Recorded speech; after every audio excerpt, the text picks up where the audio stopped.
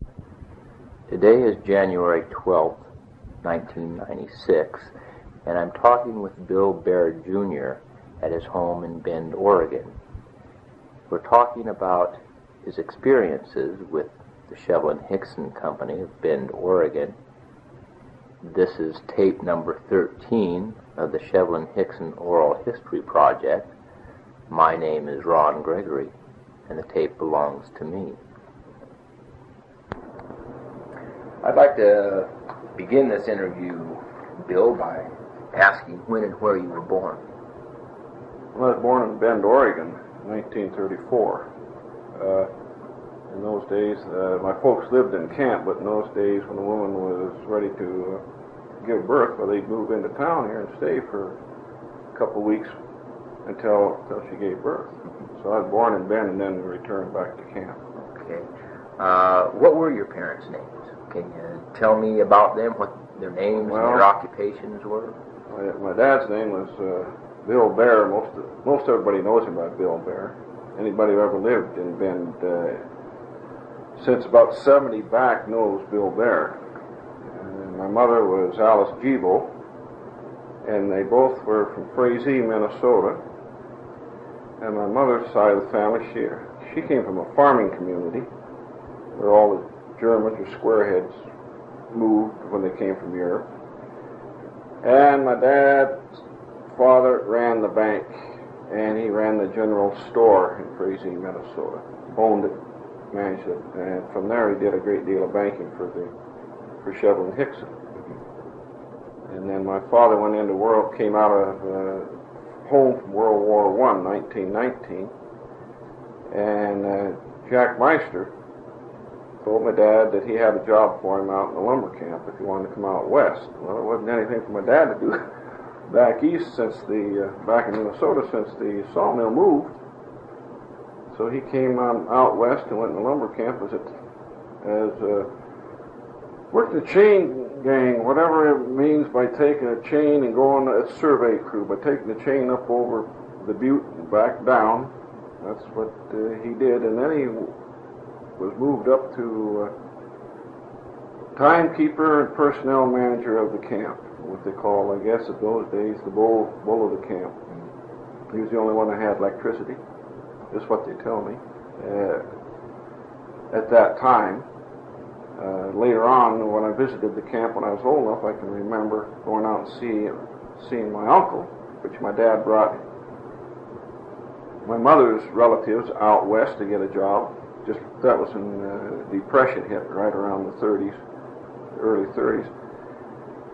And so we went up to visit them, and I can remember them at 10 o'clock, quarter to 10, I believe it was, the lights would flick on and off. That meant you had 15 minutes before they went off permanently.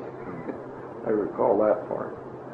So, did your dad come out here as a single man, or was he married? He was out here single, and sometime along the way, he went back home to visit, and he told my mother's parents, "I'm going to come back in 2 years when she's a little older. I guess she's 17. When she's a little older, and I'm going to marry her." He put his 2 cents, but I guess in those days they still lived sort of like that. So 2 years later, he went back, and Mom was told that she was marrying him. So they married back there. They married back there, and then Dad went back to get his wife 2 years later, married her, and came out, and that's how that marriage was conceived. Mm-hmm. And they went to live in the logging camp. They went to live in the logging camp, yeah. You mentioned a chain gang and going up over the butte. Was that in connection with cruising? Yes, that'd be cruising timber, I guess. I understand that's cruising timber. He had something to do with, every morning he took that up there, and then from there they could tell how many logs they cut the day before and what they're cutting today or something. Mm-hmm. Okay. How many brothers and sisters in your family, and what are their names? Well, we had 5. Well, it was 6. We had a sister die. There were 6 in the family, and my oldest brother, Gottlieb, who is a teacher now down at Sacramento College. He got his doctorate degree. And then I had a sister, Katie, who died when she was about 3 years old. And then I'm the next one. I'm William Baer Jr. And then behind me comes my brother, Bruno. And then behind him, a sister, Barbara. And then behind her, a sister, Janice. So there were 6 of us there. Those were back in the days when everybody had big families. You mentioned your mother living kind of in a German farm community. What's your dad's ethnic background?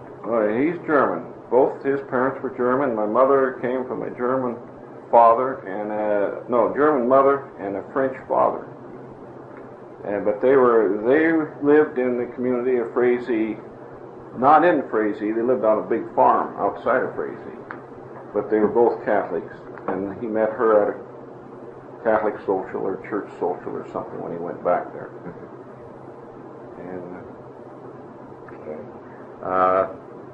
What aspects of family life do you remember best? Let me say, did your parents bring you up to consider certain things in life important? Oh, that was the main thing that my dad gave up in the camp. That's the main thing that brought him into town, was that Mother told him that she wanted her children to have a better education than what she felt that they could get in camp. Because half the time in camp, I guess it was whomever happened to be available that day would teach school. So maybe I might be wrong on that, but anyway, they wanted to bring the children. They had a Catholic school in town, and they felt it was best to have us raised in a Catholic, in a Catholic school, and have an education here in town. So Dad, he was a crouser, I understand, being bull of the camp and whatever, and he was so the best thing he liked in town was the taverns. So he bought himself a tavern, and from that he went on through the years to become one of the more prominent taverns in town. They raised a family through that. My mother ran the restaurant. My dad turned into a cocktail lounge type thing. And the funny thing about his establishment, it was known to be, he catered at those days, they had the sheep herders, the loggers, and the cowboys. And they always said that Bill Baer's establishment was the place to go because you can get a glass of beer and a floor show without paying a cover charge. And one thing that could get you thrown out of his establishment faster than anything, and the cowboys and sheep herders, which were mostly Irish and Basques, respected him, that you could be stone drunk and sit there, and this is before the 50s, and you could sit there, be stone drunk, drink all you wanted, and he wouldn't throw you out. You could even pee your pants and he wouldn't throw you out. But if you used the Lord's name or the 4-letter words you hear on TV or anything like that today, that got you thrown out, and you could be stone sober, but you went out. He wouldn't tolerate it. And so he had a great deal of respect. They ran one of the roughest bars in town, but you could not swear in it. What was the name of it? The Waldorf. The Waldorf. The Waldorf. What sort of family activities did you enjoy most as a kid?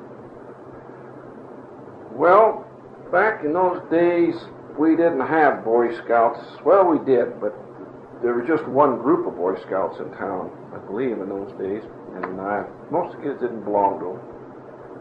If you wanted to go on out, you got on your bike and you took your pack and you went on your own. And we usually pedaled 6 or 7 miles out of town. The other thing was catching chipmunks. Was this with the family? No, this is, well, when you say family, I mean my older brother and I and my younger brother. We'd go on out and go chipmunk trapping. And we'd catch magpies. We'd catch all these little critters out in the woods and bring them into town and have quite a menagerie there. And our folks let us keep them. We had everything in town. We had, well, I don't know if you've seen my father's house, but it was one of the finest in town then when he built it. It is still today one of the finest homes in town. Where is it located? Have you been down to the park? Mm-hmm. Just you turn and go down the park. that first big white adobe-looking house with red tile on it. It's all white. That's it. Isn't that an attorney's office now? That's an attorney's office now, but my dad built that. Mm-hmm. And in those days, the only paved streets in town was Wall Street and Bond Street. They went to the mill. And no, it's Bond Street, Wall, and Broadway were about the only streets paved in town. And anyway, my dad, that's the house my dad had built. Of course, Baer, not Baer, I'm trying to think of the other guy. Anyway, my dad had these big connections in the mill, so when he went to build a house, most of the lumber was donated. So he could afford to. When did he have this built? He had that built in about 33, okay. 34, 30. See, I was 30, I was born in 34. So he moved into town in 34. They must have that built in about 36, because we spent a couple of years, I can remember, living on the other side of the river. So during the Depression? Well, yeah. I guess the Depression, wasn't that through 30, 31, 34? Actually, I think it lasted right up until the beginning of the war. Things were pretty tough, yeah. Well, he had that house built right around, the Depression, 36, 37 in there. He had it built. Well, we talked about family activities you enjoyed most. Were there family activities that you didn't care much for? Probably on this interview would be 4th of July. Why is that? That was a big deal in town. Everybody come from the woods. The cowboys came into town, and and the sheep herders. Everybody come to town in those days for the 4th of July. And they had parades and rodeos, and you got to see the true cowboy. Everybody seemed to be drinkers.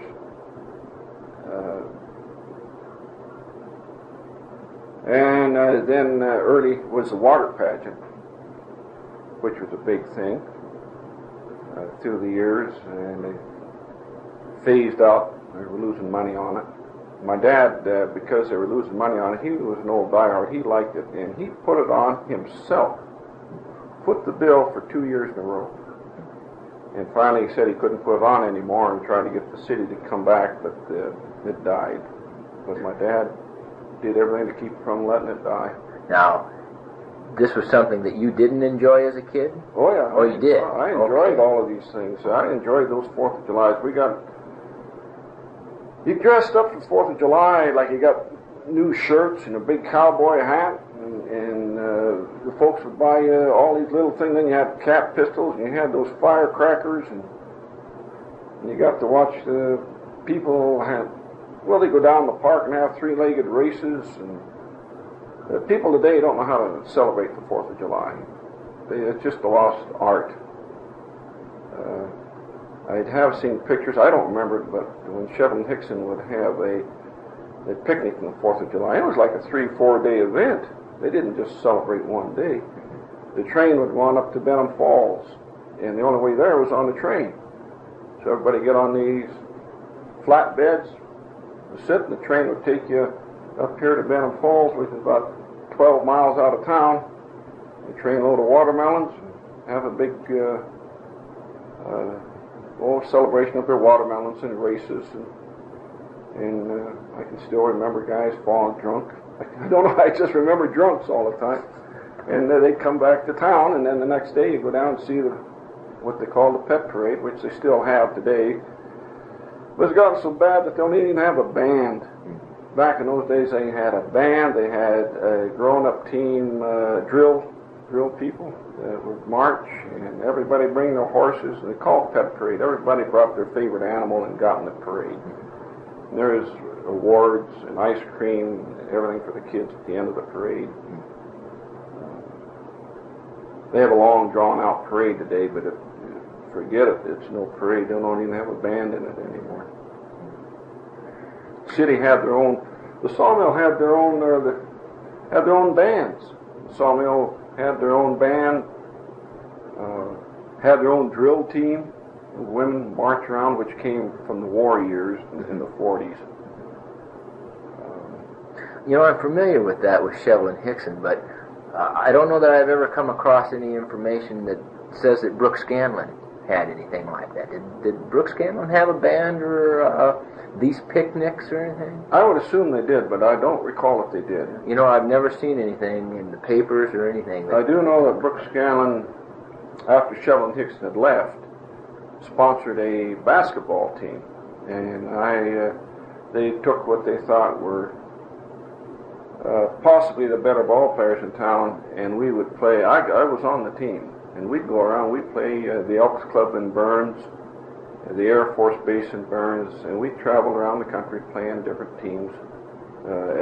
Everybody had a team, city team.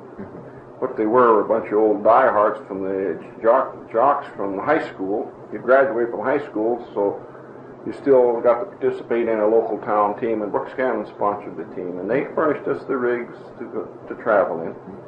They're old crummy logging rigs, but I mean, it was transportation. Yeah, you bet. Well, what kind of responsibilities did you have as a child? Did you have chores or things like that? Yeah, it was mandatory that we mowed the yard and irrigated the yard. Keep the yard up. And we had the biggest yard in town. But that was about it. Oh, we had to go to church every Sunday.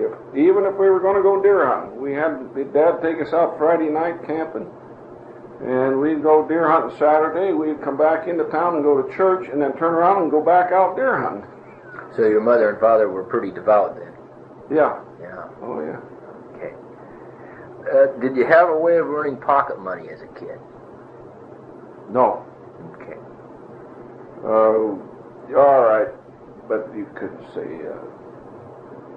My family was pretty well off. I didn't have to get a paper route, something like that. No. We go down and try and sell grasshoppers at the local gas station in Worms to the guys going fishing, the old Vic Flash service station. He's quite an outdoorsman, and he let us kids go down there and panhandle, not panhandle, but we'd have worms that we'd catch, go down there and sell them early Saturday morning to the guys going fishing, and grasshoppers. People don't even know what a grasshopper is today for fishing, but they're the best bait yet. Okay. Where and for how long did you go to school, Bill? Oh, I went to school at Kenwood School, and then I went through the high school, graduated from the high school, and then I got a scholarship in football to Oregon State, and I found I couldn't handle the grades after my freshman year, so I went to the Marines, and came home and married my wife. I've been married 38 years and raised 4 children, and I spent 30 years in the sawmill. If you stayed in Bend long enough without an education, you went to the sawmill. It was the only place that you could really get a job that would pay you enough money to raise a family. There's always jobs in town in construction work and that, but I tried construction. And you made good money, made more per hour than you did working the sawmill. But every winter you're laid off for a month or 2 months, and you go in the hole. Then you go to work for the next 9-10 months, and you just get your head above water, and you're laid off again in the winter months. Whereas a sawmill presented year-round employment. And what I found through working in I got in the sawmill accidentally. I was out of work, and I went in the sawmill through I'm trying to think of the guy's name, Don Williams. He knew my dad real well. Everybody knew the Baer family well. And Don Williams called me down and told me to come to work because I had a family and I was out of work. And so I went in there pulling green chain. And I found that maybe I wasn't making the money per hour, but I could go downtown and tell somebody I worked at the mill and I had credit. I could buy on credit. In construction work, you couldn't do that. You want to buy something on credit, to say, well, where are you working? And I tell them, well, we're building the Redmond Air Center. And they said, well, how long is that job going to last? I said, 18 months. I said, we'll give you credit for 18 months, no longer. Well, you couldn't buy a car or anything on 18 months. Yeah. So if you stayed in Bend without an education, you wound up eventually in the sawmill. That's one of the best paying jobs around. So I wound up there 30 years and advanced from a chain puller to a saw filer, and I spent the last 25 years as a saw filer. Now, was this more than one mill that you worked for? No, I worked for Brooks Scanlon at that time. Shevlin-Hixon had gone in 53. I can remember the poor guy, 52 I think they went out. I can remember the guys I was in school with, and the mill went out, and the school said that you had to buy your own football shoes. The school said that they would waive that for any kid who folks lived in the sawmill.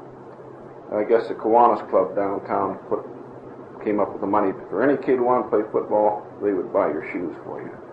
The town leaned over backwards for the people in Shevlin-Hixon, and Brooks Scanlon hired as many of the employees as they could from Shevlin-Hixon to come work in their mill. They tried to take care of the people. But their big mill, Brooks Scanlon, they went from 3 sawmills in the river down to 1, and finally it's gone. So most of your adult life, then, you worked for Brooks Scanlon. Yeah. Yeah. Okay. What do you remember about the Shevlin-Hixon company? Any recollections in particular about it? No, just most everybody came from Minnesota. Everybody thought the world of my dad.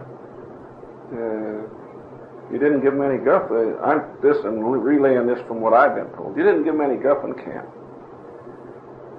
If he went in to break up a family squabble, you did what Bill Baer said.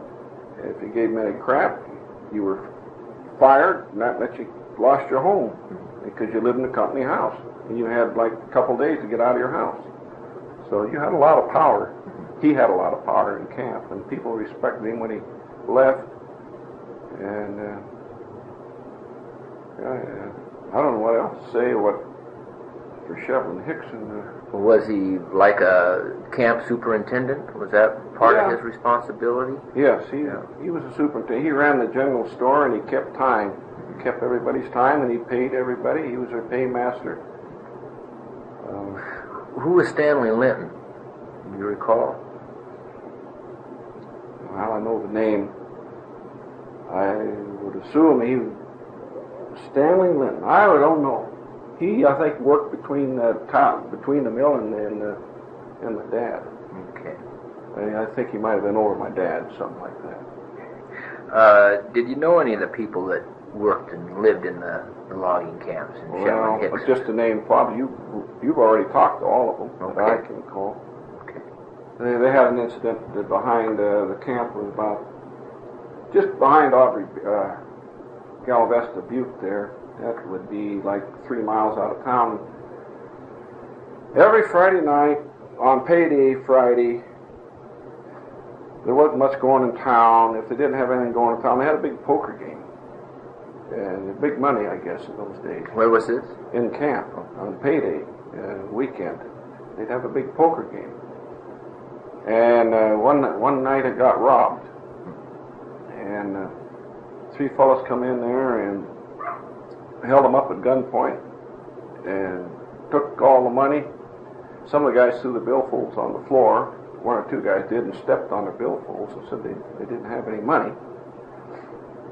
Anyway, the guys listed around phoned to call because these guys had to come from Galvesta Butte back through Bend.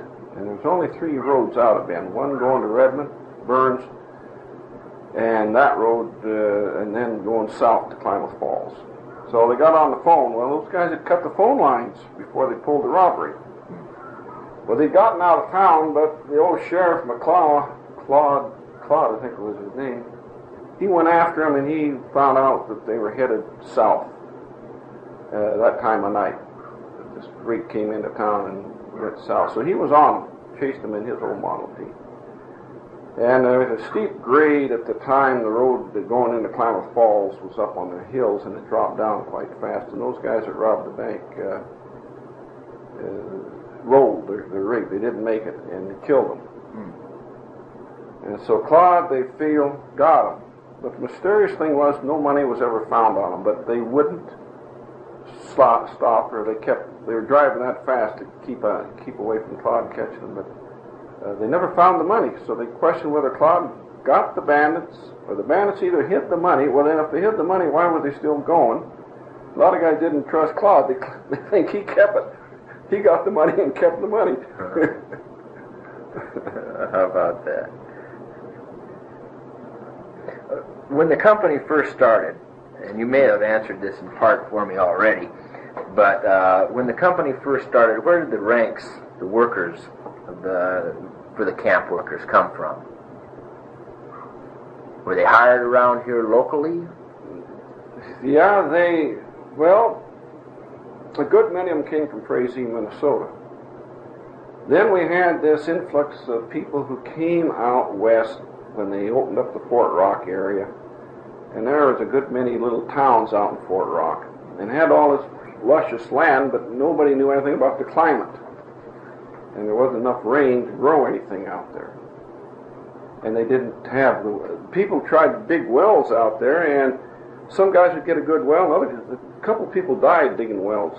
They'd get down there, and after they get down so deep, menthol gas or something in the soil would come into the well. And of course they couldn't dig the well in one day, and they'd dig it, and then the next day they'd go back down in there, and a couple of guys died because they go down in there, and they couldn't. By the time they realized something was wrong, it was too late. Anyway, these guys all tried this farming, and they didn't have any money to leave town, so they went into the mills. And then we had quite a few people around town. They wanted to be farmers, and that's how alfalfa come about. But most of the guys that ranched between here and alfalfa supported their ranch by working in the mill. They could never make enough money on the ranch to amount to anything. They died probably poorer than somebody who just worked in the mill, because they took their money and put it into the ranch, and they could never get anything to grow.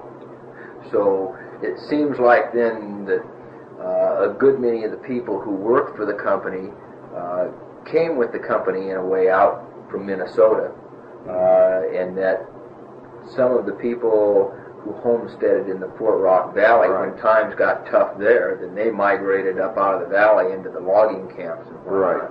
Right. Now, another thought is, when they built the railroad into town here, there were, of course, railroad workers, and then the mills opened a few years later. Of course, you'd need steel gang workers. Mm-hmm. So maybe there's a possibility that some of those fellas shifted from that railroad work to the construction of logging railroad grades and whatnot. Well, I didn't work in the mill when I got in high school, which a lot of kids did. But I went to work in the railroad.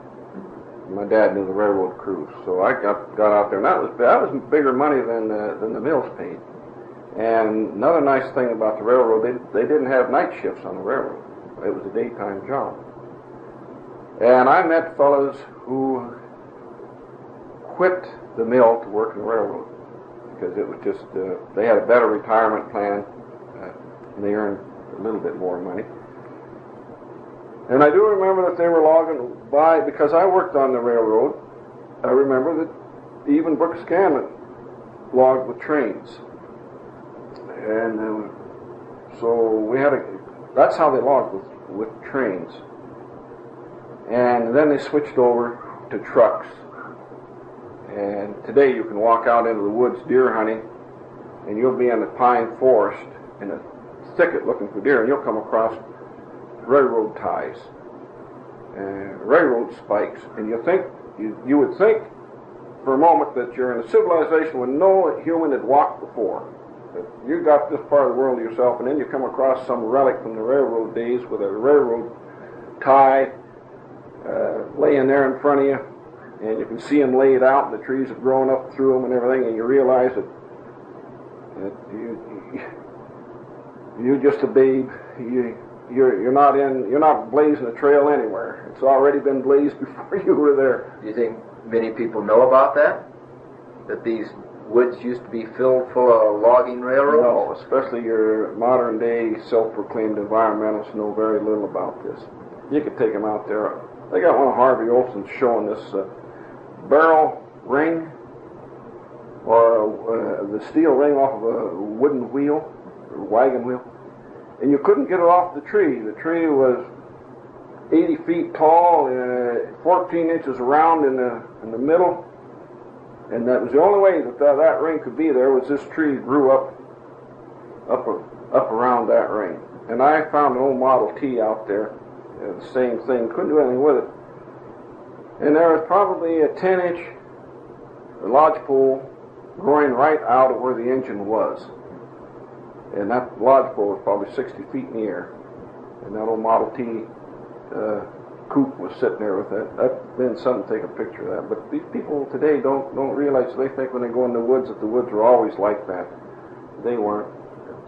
When I was younger, you could go on top of Pilot Butte and you could look and you could see a swath cut from Bend up along this ridge line over there where they hit the lodgepole, which was a coal tree, the too small. They didn't monkey with those trees. They wanted this yellow pine, this ponderosa.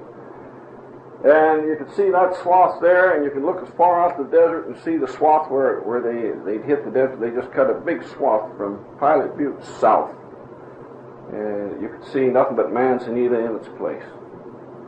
Manzanita's a bright yellow-green, a light green looking stuff. But then you see these lodgepole, and they were a dark blue-green. You could just see the path of the swath that they cut through Central Oregon. Who is they that made that? That'd be Brooks and Shevlin-Hixon together. Cut that swath through there. So today, people look at it and think it's wild trees, that they're wild genetic trees, and they're not. It's second growth. Do you think that it's important that people know what was here before they got here? Yeah, but you can't tell them. It is important to tell them that. It is important. We had one county commissioner here. When he first got elected, he knew he was an environmentalist inclined person, and he was going to get all this water out of the irrigation ditches and put it back in the river where it belonged for the fish. He had no idea what that water meant to Central Oregon, but he sure was included. He sure found out damn fast. It wasn't but a couple of days after he made such a statement as that the people were going down there going to lynch him. Okay. What do you know about the ethnicity of the logging camps? You know, in the Pacific Northwest in general, there were oftentimes, Chinese worked in some of the camps, and there were some blacks, there were Hispanics, of course Scandinavians. All right, well, you can strike the Chinese out and the colored man out. He still doesn't exist much here in town. We have some Chinese here in town who run the Chinese restaurants. We have some, I don't think we have 3 or 4 colored families in town. So they didn't come. We had the Swedes, the Norsemen came in. Of course, they came in from Minnesota. They drifted in from there. Scandinavians, yeah. But you had Scandinavians, but they're all Caucasian. Your logging camps here were all Caucasian. Some of the fellas have indicated to me that they felt like there were, folks from Eastern Europe, Yugoslavia, or Czechoslovakia, people by the name of Prokopovich, or Petrovanich, things like that. Do those... Podachet, Rastovich, Raditiches. But those Raditiches, they made it in dairy. They had one of the first dairy farms that came out here, and they got a dairy herd going, and people in Bend needed milk. They made it big. Yeah, you had a lot of those people there. And the railroad brought in Italians.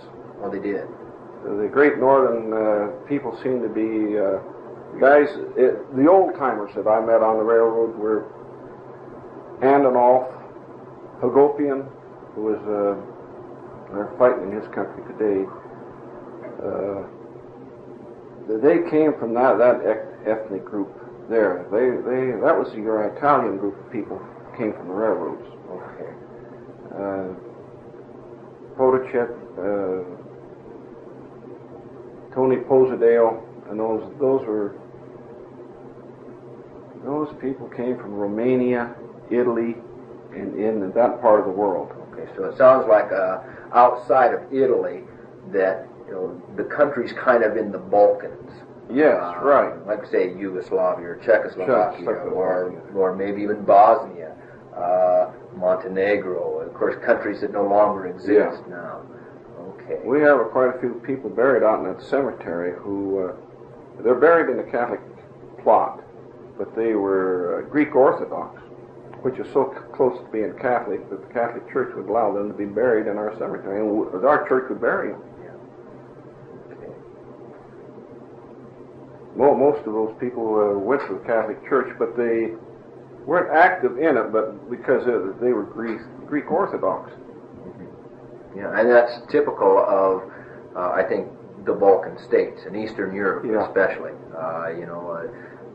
Very Catholic grounded and Orthodox grounded, and big gravestones. Yeah.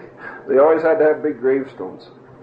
Well, did many single men work in the camps that you're aware of? Were there many bachelors? Well, there must have been, but not that I can't speak on that. My dad sure could. He could. Okay. It seemed, though, if you were raised in the camp,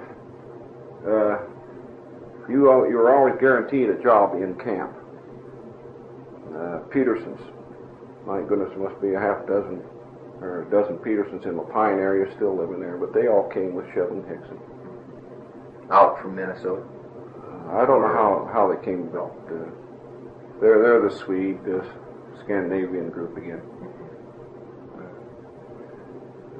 But a lot of those guys, if you wanted, you always had a job in camp. What was a typical Friday or Saturday evening like when loggers came to town? I can recall standing in front of my dad's store on Saturday night, Friday night, Saturday, and when it's payday. I don't remember if they paid, how they paid, but it was a payday weekend. You could look out down the sidewalk, and you couldn't see nothing but a mass of people. They had 2 theaters in town. What were the names of the theaters? Liberty, and then the other one was the Palace. And the Palace gave up, it was one of the first theaters, I guess, and then the Liberty Theater came in. And then the Palace turned into a pool hall.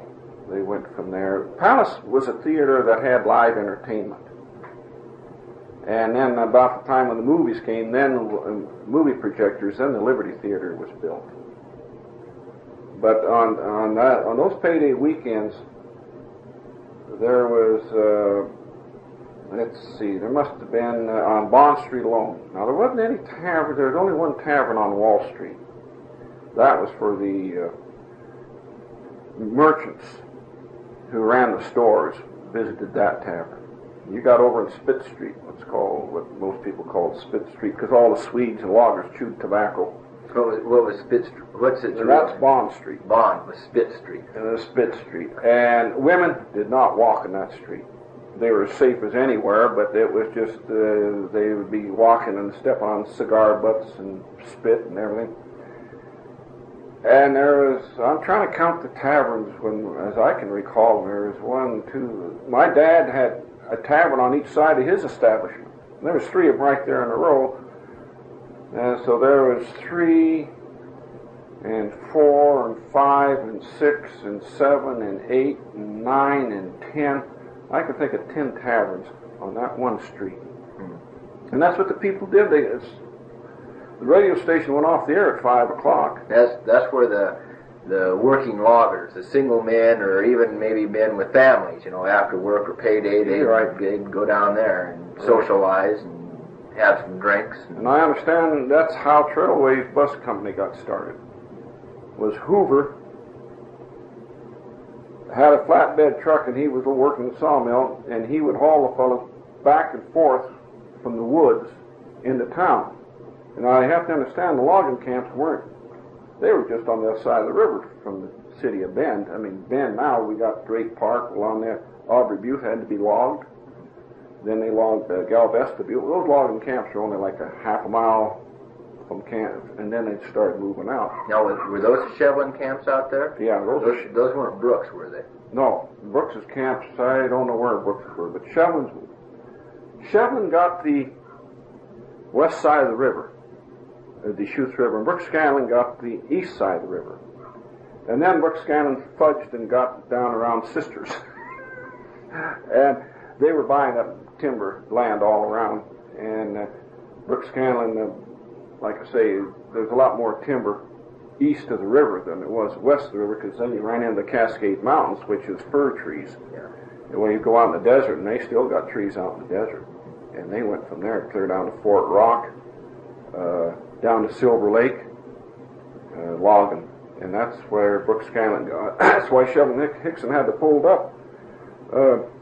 They ran out of logs faster than Brooks Scanlon did, because Brooks Scanlon had more land. Yeah.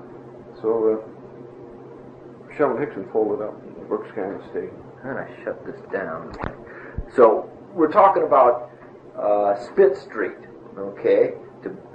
Now, a lot of lumber towns or timber towns had what was kind of considered, and I don't mean this in a derogatory term, but as a skid row, where you had establishments that patronized to loggers and whatnot. Would Spitz Road kind of fit that bill? No. Women didn't walk or didn't No, walk? women just didn't walk down it because there were drunks and fights. And I don't know, that you have to ask these church-going women why they didn't.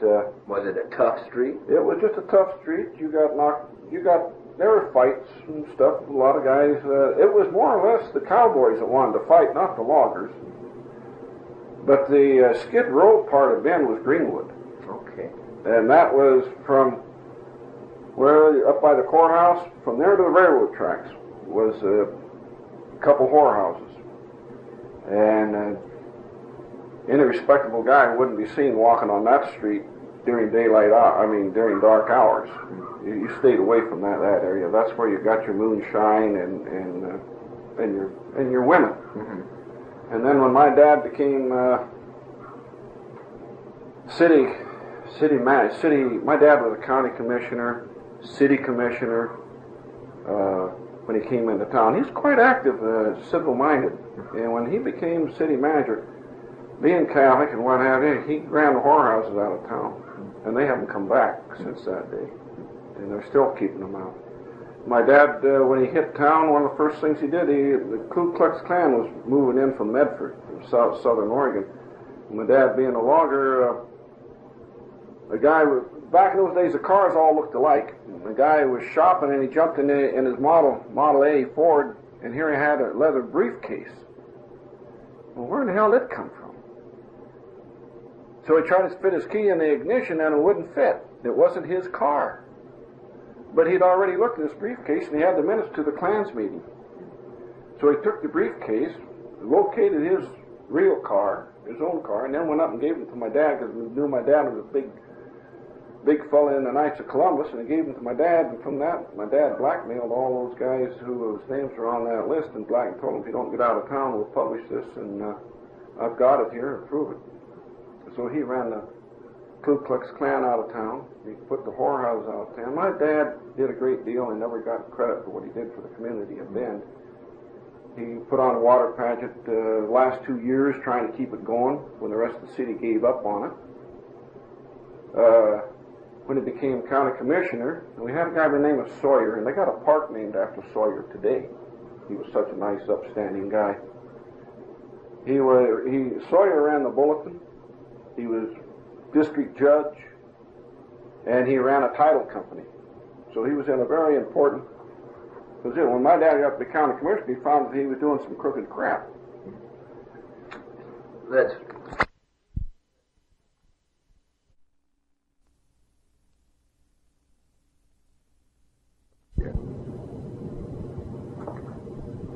okay. So you were talking about Robert Sawyer, and he was maybe doing some crooked stuff. Yeah, like so what? my dad, he knew the governor. My dad happened to go to St. Thomas back in Minnesota with the governor, which people didn't know. What was the governor's name? Oh, I knew you were going to ask me that. Governor Holmes, I think it was. I think it was him. And he went over and told me he wanted the books audited over here. And he granted it. So the governor let me know to Dad that the auditors, back in those days, it took you a full day to get from Salem to Bend. The San Am wasn't even paved from Tumalo to Bend back then. And that they were coming in Sunday and that they would audit the books Monday.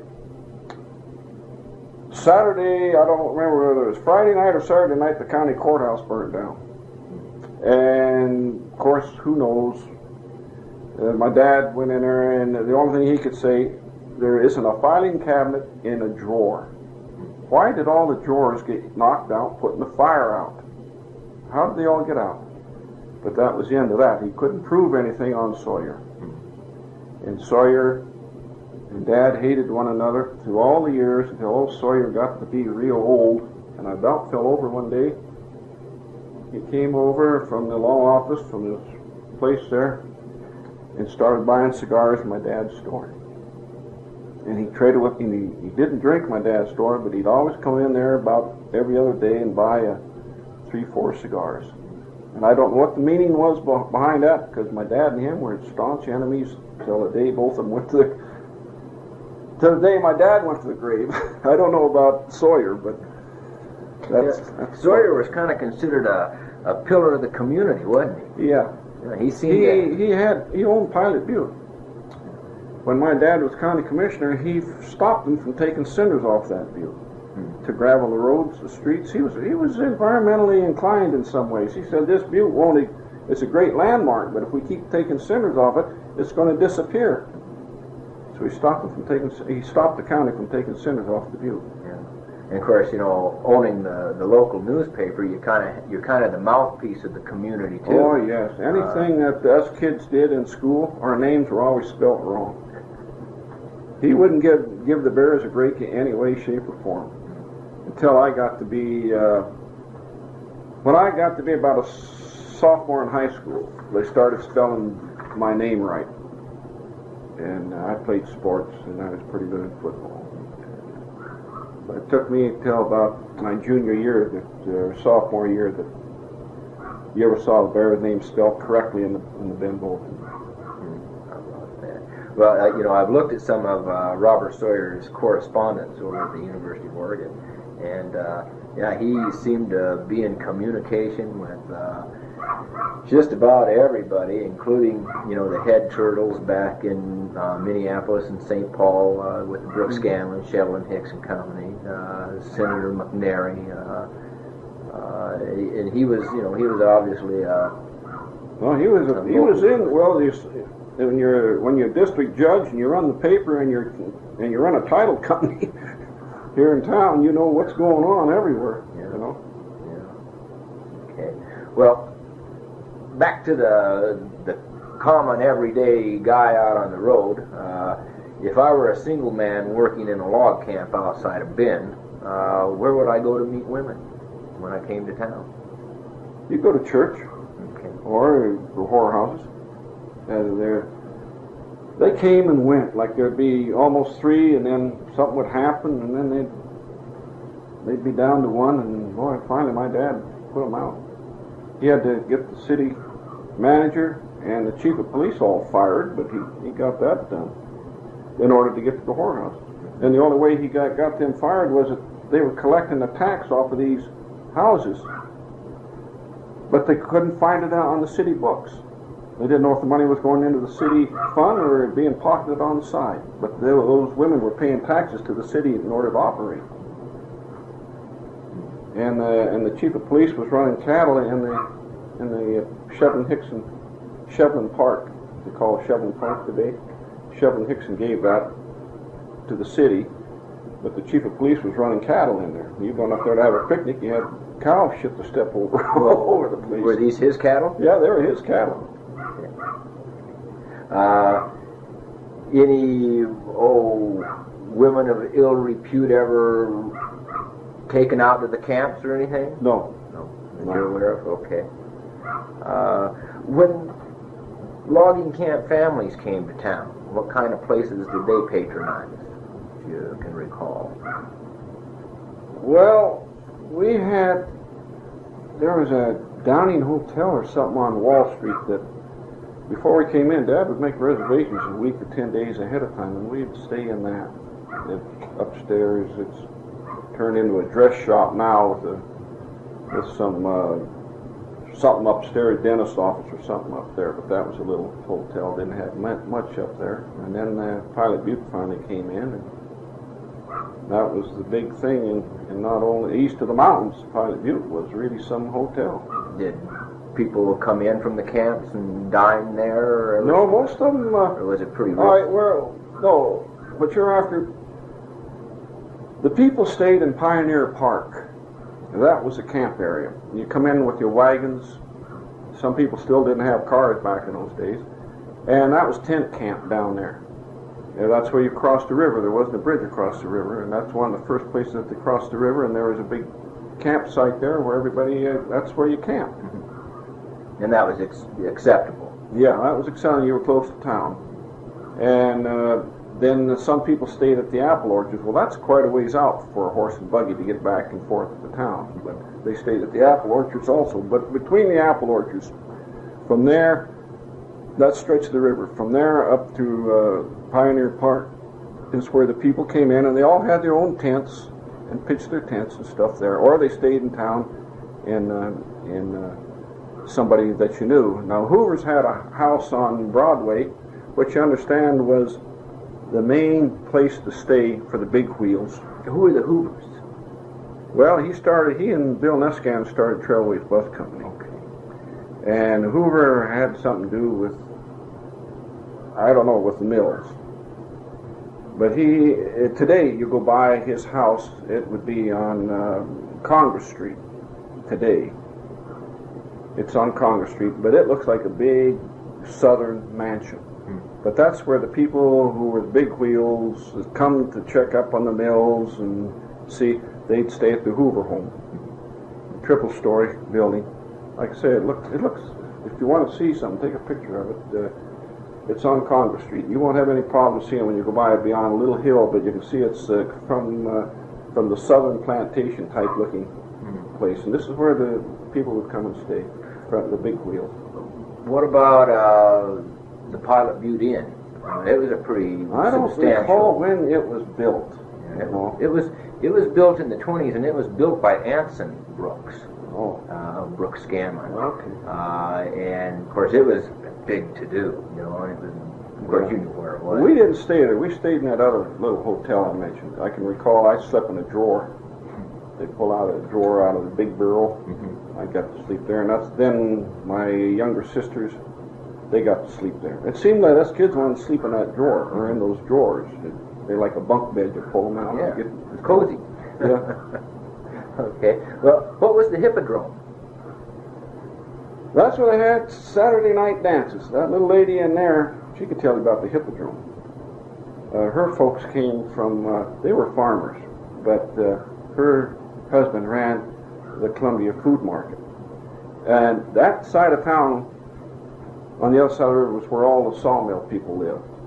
Then you had general merchants who lived along the river, or where my dad lived, you see. And then the boarding houses came in on Broadway. They existed from there down to the mill. But she's 86 years old. She could anyway, all the people in the camp lived on the west side of town. And then the other kids lived, their dads worked the mill but farmed. They lived over here at Allen School. They went to Allen School, which was never in the city limits until probably the 60s, 50s maybe. Well, what was the question? The Hippodrome? The Hippodrome, all right. The Hippodrome was a big dance hall, and they had all kinds of events in there. And that's where everybody would wind up for big dances. They'd go to the Hippodrome. And it was right across the street from the high school, the old high school where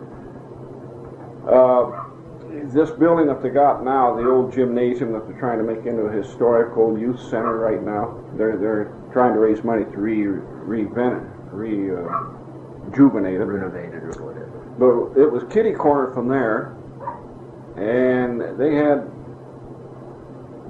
Well, she can recall it when it was just an outside arena with just a big flat dance floor, and then you stepped up and there was a stage where the bands played. Now I can recall the Hippodrome when it had a roof on it. And I think the Greek terminology of Hippodrome is, like you see those Greek pictures, an arena without a roof. But you asked about what we did for fun. Saturdays, we'd go down by the Hippodrome and hang out, and the Coca-Cola truck would pull up, and we'd bring in refreshments in for the night. And we'd run up there, and when the guy would go inside, we'd run up. Now, these trucks didn't have doors on them. We'd grab a bottle of Coke, pop, and stick it under our shirt and run off and see how many we could get before he left. Like, we'd get maybe one or two apiece. And the skids were put to an end when we got greedy. And we went up and tried to hoist a whole case of pop. And the guys across the street at Ben Garage at the time was a car dealership. Those mechanics were always watching us on Saturday. They didn't squeal on us when we'd go up and steal pop. But the day we tried to take a case of pop, they started hooping and hollering, and the Coca-Cola guy came out and he caught us. And today, if you did this, you'd have been sued. But he caught the two older boys, and they blistered their ass. Threw them across their knees and pat them. I was little. I wasn't nearly that big, and I got away. I would assume they let me get away. But we got paddled for it. And then the fun started at night. They had a wood pile that they would stove up, keep a little heat in that building. This was in the Hippodrome. In the Hippodrome. When the guys would hide their whiskey, their moonshine, in that wood pile. And when they'd come out and have a drink at intermission, and then they'd go back in, or whenever they would, when the band would get going good, nobody's on, we'd run up and we would move the bottles on them. And that would cause fights. I'll bet. Guys come out and claim that other guys stole their whiskey. Or they claim, I gave you a drink out of my bottle, and you're the only one who knew about it, so you're the one and we saw some good fist fights over that. And so that was a big thing, was moving the bottles on these guys in the wood pile. The Hippodrome was a big deal.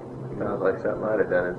Well, did they not have alcoholic beverages in the Hippodrome? No, it was prohibition. You could have beer, but no hard liquor. Okay. Anything else go on in the Hippodrome besides dances, or was it primarily a dance hall? They had some kind of an event. It was in the middle of the day. They're money-raising events, whatever they called it. They had a table where they would bet, and the table was like a pool table, and like a roulette wheel in the middle. But they turn a rat loose and bet what hole that rat was going to go in. And they'd put him in this and spin the wheel, and then lift the cage off the white rat, and he might head for this hole, but the wheel would turn him, and by the time you got off the wheel, on steady ground, it would be whatever hole was the closest. And no skill involved. No skill involved in it at all. Maybe a rat preferred one particular hole, but whether he could find it all the time or not, he couldn't, because he was going on the spinning wheel, and he'd head for it. By the time he got off, he'd be shooting somewhere else. Now, is this the Hippodrome? Is it someplace that the loggers might patronize when they came in? Yeah, that was a place to meet women. That's where my mother-in-law met her husband. Okay. And she came from a farming family from Alfalfa. They lived out of Alfalfa at the Old Rock School, which isn't out there anymore. And then they moved into town, and I believe her father went to work in the mill. He's one of those guys who tried to make it in farming and couldn't. She came from a family of 21 children, but there was 2 women involved. One died, and she came from a family of 6 or 7 children by the first mother. Then their father married a woman who had 3 or 4 children from his first marriage, and then they had 3 or 4 children themselves. So they had 21 children altogether. That's a lot of mouths. Yeah. Do you ever remember a man by the name of George Redden? No. Pastor of the Pines. The what? Pastor of the Pines. No. Okay. Let's talk a little bit about the Great Depression then. How was the Shevlin-Hixon company affected by the Depression of the 1930s? All I could say is the guys were allowed, I'm just giving you from what I heard, they were allowed to work 1 or 2 days a week to keep, so that they could keep some food on the table. So they weren't just out of a job. The mill knew that depression probably wouldn't last, but they worked everybody 1 or 2 days a week. But the company was like so many other places; it was still hard hit by I guess economic conditions. Yeah. Okay. Do you ever remember hearing any stories about poaching at that time to keep food on the table? No, it was just, I think they had one game warden. Hearing it from old Kenny Roach, who was the game warden for a good many years here. But nobody said anything about shooting deer. I know the deer seasons back when I was first started deer hunting were 3 months long. Today they're 12 days long. It isn't hardly worth buying. The deer season would start when I first started out in September when nobody would go hunting. It's too hot. They'd wait for it to get cooler. Well, then it got, by the time I was in high school, it was a big thing. The general merchants in town had to get it publicized all over the United States that Bend, Oregon was a place to come deer hunting, you know. And your limited deer back then was 5, but nobody paid any attention to it. If you needed a deer, I guess you went and shot it. Yeah. 5 deer per season, huh? Yeah. Okay, and that season ran from September until when? The end of November. End of November. Yeah. Was there much movement at that time during the 30s as far as people coming and going because of a lack of work or anything that you recall? No.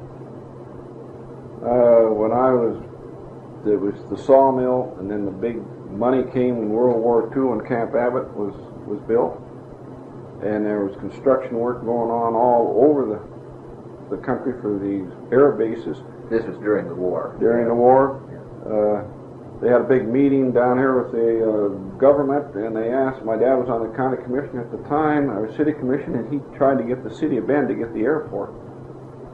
And they asked Bend and Redmond which we want, the airport or the army camp of engineers, and the army camp was going to have like 3 times more men processed through it than the Air Force was. My dad tried to convince the city fathers to go for the airport because he said the war won't last forever, and when the war is over, we'll have an airport. Well, he got outvoted, and Redmond got the airport. Redmond and Madras got the airports, and Ben got the army camp. And my dad had good sense there. However, I'm glad it went the way it is, because I go down to Redmond, and these planes are flying over that town, landing all day long. I'm sure glad Ben doesn't. I'm glad Redmond's got the airport. Yeah. Well, was there much movement of people in the community during the war? You know, with all the activity, did you? No. You don't remember an increase in population increasing? There's a lot of people, but they were like transit. They were moving in with the army fellows and their wives and be gone. Just a big turnover. A lot of people, big turnover. A lot of movement then. That's what got old Hoover and Escan going, their trailways business, their bus service. That got them on the big boom of their company. Yeah.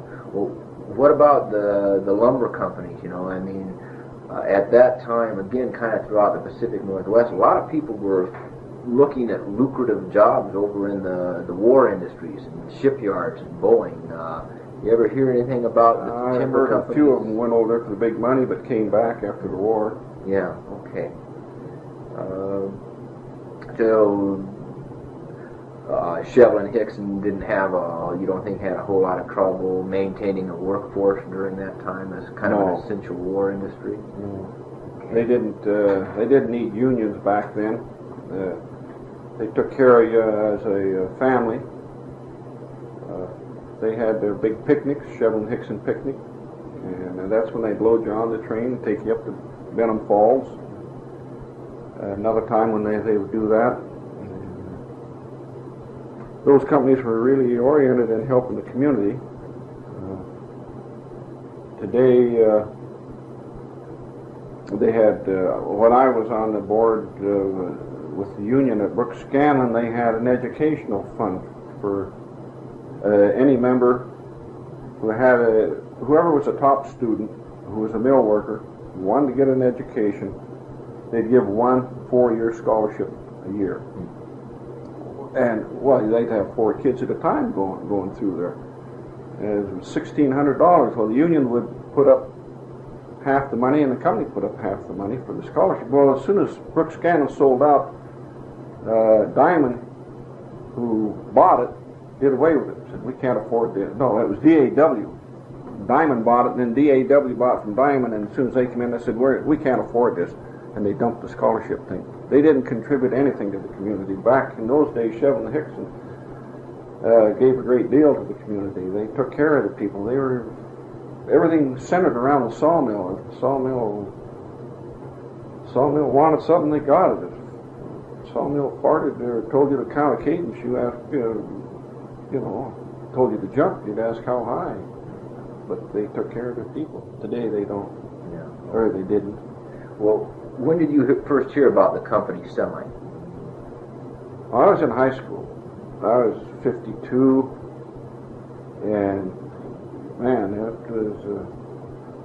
Didn't seem that many kids left school when the mill went down, because Brooks Scanlon absorbed a good many of them, and the school district absorbed some of them. And people, the community of Bend just sort of fell in and wanted to keep the people here. They found work for anybody who was in Shevlin-Hixon. Those people, I think if they wanted a job, they had it. Now, Clint Olson, he was a sawyer, and he went over to Lebanon. Probably Junior told you about that. His dad had to go over there. He was around 58 or something when he was. I remember when his dad left, and then when his dad retired and came back to Bend, and I thought, gee, that must be awful to have to be 50 years old, 58 years old or so, and lose your job and have to leave town. And then I got stuck in the same darn boat myself. Well, how did the community respond to the announcement that Shevlin-Hixon would be selling the Brooks Scanlon? Were they surprised about it, or?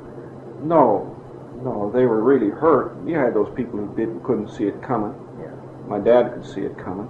Of course, he talked to old Jack Meister a great deal, and he told Dad 10 years before the mill went out, get ready, that mill's going. Yeah. So my dad knew it was going, and so did any businessman in town knew it was going. Nobody thought the Brooks Scanlon would ever go, but she sure did. Yeah.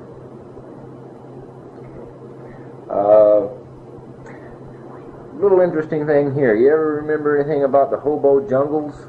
Yeah. In Bend? Yeah. Where were they? They were along the railroad tracks. They were south of town or just in town itself? The city limits was the railroad tracks. Okay. So the hobos could camp on the other side of the tracks there, out of the city limits, away from the city cops. Mm-hmm. So it took the sheriff to go down there and clean them out. The only time that they got molested was when they had a killing down there. They would get too many people staying in the camps. They'd get too big. I don't know all about it, but they'd get too big and they'd have to go down and clean them out. And the carnival would come to town, and the carnival people would leave. Well, half of them would like Bend, and half of them would start a hobo camp. And after carnival left, about 2 weeks later, they'd have to go down and run the hobo camp out and make those carnival people move on, which was usually 4th of July. The carnival would come to town. So, and then we had Ringling Brothers Circus come to town, but Ringling Brothers came in on the train. When they left, why, they took their people with them, but these carnivals didn't. Okay. So, besides the carnival people, the last who else hobo town was, it moved quite a bit because the city of Bend had grown. And it moved about where Vince Skinner, by the railroad tracks, where our ballpark is? Mm-hmm. All right. It was on the other side of the railroad tracks from Vince Skinner Stadium. Okay. It was in that section of town in there. And in high school, once in a while, we'd go down through there and rattle their cage. We're in a car. We'd yell at them or something. And, Well, where did they live in? they lived in cardboard. They'd make shanties out of cardboard or wood. I want to say plywood, but they didn't have plywood in those days. But they'd get cardboard and old pieces of cloth and make their own makeshift buildings. Well, they'd run them out by going down there and tell them to get on the next train leaving town, and the sheriff would have a group of guys come in there and tear the whole thing down and burn everything up there, and then leave it go for another year and a half, and we have to go and do it again. But they didn't cause the trouble when I was in high school. It was the kids such as me who go down there for a night, and it was a thrill to have somebody older than you throw rocks at you, and they'd get, maybe once in a while they might catch some kid and work him over, and then they'd go down and clean the camp out. But it wasn't their fault, Were these kind of down on your luck kind of men, or who were they? Well, I only had the chance of meeting a couple of them when I attended Baer for my dad, and I was older out of school then. And you had the professional, and you had just the gangster, what they call head knockers, I guess. They're the guys that would rob you and stuff. The other guys, professional hobo, would come around and he would work for his meal. Running the restaurant, why we never turned a man away who asked for a meal, but we'd never give it to him because they had their own sign language, and you'd find they'd write it with chalk on the curb in front of your establishment, and whatever those signs meant, it would indicate to them that you could get a handout here, but you'd have to work for it, or it would mean stay away from this outfit. And those signs would be, if you went down the railroad tracks, you'd find them written on railroad ties or on the sides of buildings that could be seen from the train. That would tell them that, it was like saying there's a Salvation Army in this town. The guys who could read that profession, they were on their own they had their own little group, like you'd say the Sonics and the Knights of Columbus. These hobos had their own group and their own sign language, and they could read these signs and know where to go when they come to a town and walk down the street and pick out what building had this chalk mark on it. We'd have to go out every once in a while with a steel brush and some water and wash that chalk off the curb, whatever it meant. Yeah. And if you ever gave a man a meal, the next day you would have 3-4 guys hitting you up for a meal. You could never give them anything. They'd really lay it on you then. Yeah, my only reason for asking is, in going through the newspapers, I never came across anything on the hobo jungles until 1930, which was just, the economic bubble burst in 1929. So the Depression, after October 1929, the Depression began to set in and got deeper and deeper until about 1933, but continued right up until... I understand from the guys I hear talk to around the chain in the mill, it took that Depression about 3 years to get to Bend. They said it didn't. It was late coming, but it did hit hard. Yeah. But I understand the mill. And so anyway, what I have is a number of them here, and right up until 1939, they're still talking about the hobo jungles. But anyway, I was just curious how they were related to, people down and out. You would have your regular hobo, and they're seasonal, like migrant workers, and they would kind of come through town, and you'll see them in the spring, you'll see them in the fall, and you'll see them the next year in the spring and the fall. This one old guy, he was a German, that's why he took a liking to the Waldorf. My dad was German, and my dad could speak a little German, and my dad had a German bartender who said my dad only thought he could speak German. And my dad said, no, I speak High German, you speak Low German. But this guy would come in with a great big pack sack, and he'd always say, can I leave this in the back room, please? I have 65 years of belongings in it.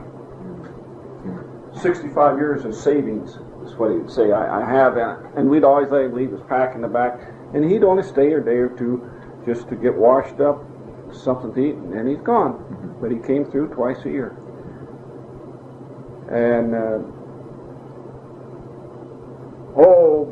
I could tell you stories about hobos if you want that from Tenant Bar, my dad's place there. There was one time they were serious about the four of them sitting in the booth over there, and they panhandled, put all their money together that they had panhandled, and designated this one guy to go down to the grocery store and get their grub. They're going to ride the rail.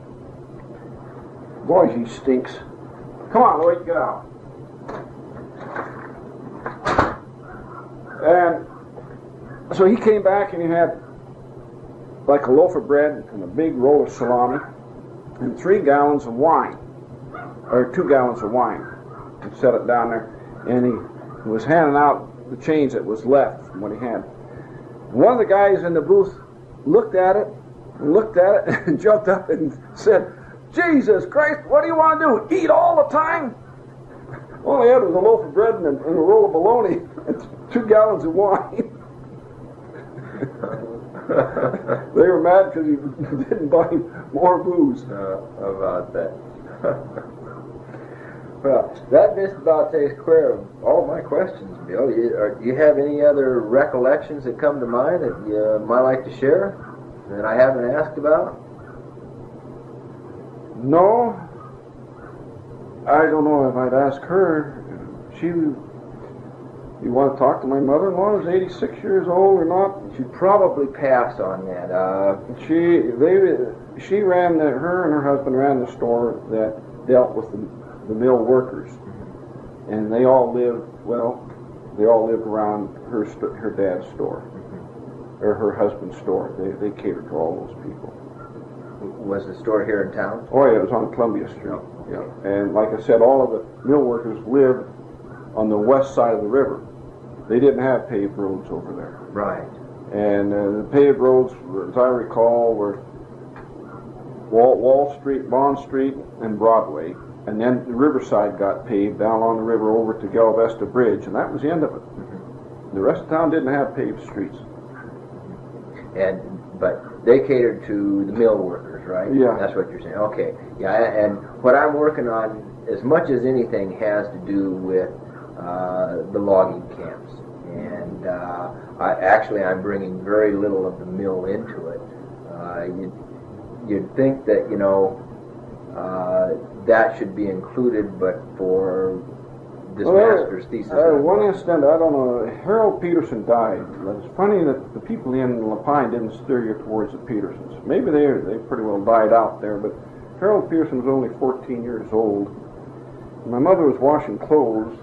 This is a story I got. And all the men in the camp were out working. And my sister got a hold of the lye that my mother was washing with and swallowed some of it. And here was this 14-year-old boy, the only male in camp. And they ran and got him and asked him, did he know how to drive one of those cars? And he said yes. And so he said he could drive the car. And they jumped in that old in the car, and they said he drove into town and never missed a lick, and got my sister into town and got her doctored up.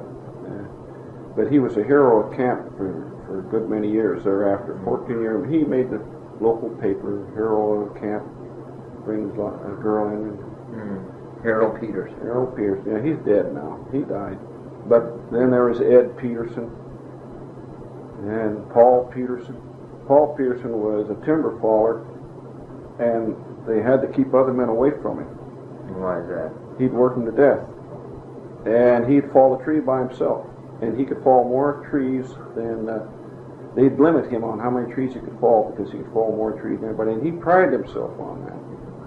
And he rigged up a deal where he's going to fall a tree, he'd put a big stake on one side of the tree and tie a car in it to it, and then tie that onto his crosscut saw and saw that tree down without another man on the other end of the saw. A rubber man. Yes. All right. Yeah. That was Paul Peterson. That was Paul Peterson. He was the guy who used a rubber man, and they said there wasn't a man around who could work with him. Well, did he work for Shevlin-Hixon the whole time? Yep. What became of him in the end? Well, He retired all broken down there, but he worked till he was 70-some years old. Okay. At tail end, all he was doing was sharpening saws for the other fellows. But he got hit by a car at Gilchrist on those back roads. He was going home one night from somewhere, and some kid come around on those snowy roads and didn't see him and hit him and killed him. It killed him. And he was knitting socks. He liked to knit. His mother taught him how to knit in Sweden, or where he came from, and he always prided himself on he knitted his own socks, and he knit himself scarves. And Christmas time, he had scarves for his best friends. And they were all looking forward to getting Paul. He even knit them mittens or scarves. He was a great knitter. He liked his booze too, though. Yeah. The people, they'd see him come in, and when he was had half a suit full, they'd get up and leave, the other Swedes. He'd talk your leg off. You couldn't get him to stop talking. Was this a big guy? Oh, yeah, he was about 6. He wasn't big in the shoulders. A tall, slim, raw-boned Swede. He's probably 6'5". That's tall for those men back in those days. 6'5" is tall for me now. Yeah, well, he was a tall guy. He was about 6'4", 6'5", and long arms, all legs and arms. He was just a tall, long, gangly guy. He didn't look to be big, but he had big bones. He looked like he was so thin. He looked like he was never eating right. You know, must have had a lot of swing with the arms, though. He must have had something. Yeah, I'd heard a couple stories about Paul Peterson and the Rubber Man, and the Herb Maker, I think it was, told me that Paul Peterson used to use a rubber man to cut trees, and then he knit socks for the guys on the side. Yeah, well, you've heard it all. See, I can't tell you anything with this. Oh no, there's been a lot of stuff here that you have provided today that has not been included in any of the other testimony, and so it's very good. And he was going out. How he got this truck going? And then he found out that he needed 2 trucks because they had more than one camp. Hoover was taking men out to camp. Yeah, and at nighttime, weekends, they had no way into town, so he'd take them into town in his truck. And he'd nail these benches down, just wood benches on this flatbed truck. Well, then the camp he started out with one camp. Well, then he found out the need of it, and so Shevlin-Hixon had 2 or 3 camps. They had like Camp 1, Camp 2, Camp 3. So we got a truck for each camp. And then the guys wanted to go further than that. They wanted to go to Portland for a weekend. So he said, my truck ain't doing enough this weekend. After I get everybody in from the camp, so I got a truck going to Portland. So the guys started riding from here to Portland. Well, then old Bill Nescan, he needed more trucks. Bill Nescan got in with him, and they started buying trucks or buses. And that's where Trailways Bus Depot was born in Bend, Oregon, from the logging camp at Shevlin-Hixon. How about that? Well, speaking of traveling men back and forth between camps, now, did some of the men live and have their families here in town and then go out to camp during the day and come back in? No. Okay, no. so this was more of a weekend type of thing. More of a weekend type thing, yeah. Okay. But today it took Greyhound had to buy Trailways out. And when I looked at Trailways bus schedule one time, big map, they are so thick and heavy in the south. Trailways lines go all over in the United States, in the south and the east. You wouldn't dream that thing, and they had hardly any lines showing that any Trailways buses were operating in the Pacific Coast. And you couldn't believe that bus company that was so big and powerful back east started in Bend, Oregon. How about that? I knew nothing about that. They found Greyhound was misscheduling people. Where Greyhound would dump off people and schedule them to get on Trailways, and Trailways would do it back and forth because they had an overlap. Greyhound was cheating on Trailways, and Trailways sued Greyhound and won it and got a $17,000 judgment on them. So Greyhound whatever they thought of it, was easier for them to buy Trailways out rather than paying $17 million. Mm-hmm. So they wound up and paid $17 million for Trailways franchise. Mm-hmm. And that was the end of the Trailways. All Bill Neskanen and Hoover. Hoover started, and I think Neskanen took over and bought Hoover out eventually. But he had this bus line going, and then that World War II hit, and man, that's where they started hauling buses from Portland to San Francisco and Seattle, and they just went. Well, what was Spit Street like when the Army was here? Did it get any wilder? No. My dad got quarantined.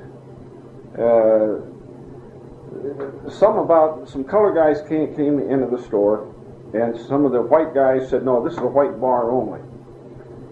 And my dad had the best bar in town. He had like 4 or 5 pool tables and a restaurant and a penny arcade, which wasn't heard of back in those days much, you know. And the fight started to break out. My dad went over and broke them up and said, "This is not a white bar. This is a bar for all men in uniform." So they went back to camp, and the generals came back in and said, "Now we can't have this strife in town, racial strife. We want you to be the white bar." And my dad told the generals, "Get the hell out of here. You run the camp, I'll run my bar. Don't try and tell me how to run the camp." Next day they put 2 MPs at my dad's store and designated it off limits to all military people. So, and the booze was, he really didn't get hurt over that. The booze was regulated, the beer, everything was rationed. And with all those bars on the street, this tavern would open up with their couple kegs of beer. And when they were gone, they put up a sign what the next tavern was that had the beer open would be. They would serve beer from 10 to 2, and the next one would serve from 2 to 4, and the next one would open from 4 to 6. My dad, being that no military men were allowed in it, he could serve beer longer because his quota wasn't used up. Right. And it was the civilians' bar, the only bar in town that the mill workers and loggers and sheepers could come to where there wasn't any soldiers. Mm. So they worked out, flopped back and forth. It worked out. But no, thing was, I know when it was dark in the Army days, us kids had a curfew. We had to be in the house in dark. My 2 sisters especially, we had to make sure we knew where our sisters were and get them home. The city said, "Oh, we like their money, but we got a lot of riffraff in this Army." So we all had to be in the house. The kids had to be in it at dark.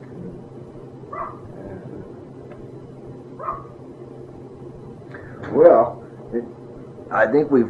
It isn't very big, little to shoot. And this bridge across there, and the sunlight hitting the river, the fish were all gathered in the shade of the bridge. And you could see the fish in the shade of the bridge.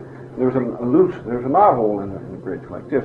And the older boy, and my brother and this other older boy, they were trying to catch fish. So they couldn't get their line quite in the shade. So this boy said, "Well, you get it right here," and he dropped his line down through that knothole to catch the fish. And I thought it was so dumb because he caught a fish. But you know what I'm going to tell you? Yeah. He couldn't get it through the knothole. And I thought he was so dumb that I thought that when he put his line, how are you going to get the fish through that hole? And he did get the fish because he played it till it was almost dead, see? And he tried to get through the hole a couple times and put it back. Well, the fish almost dead. Well, then he broke the string and ran down the river and got a stick and pulled that fish in. Right.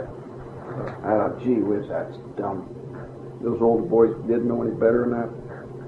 Well, you were...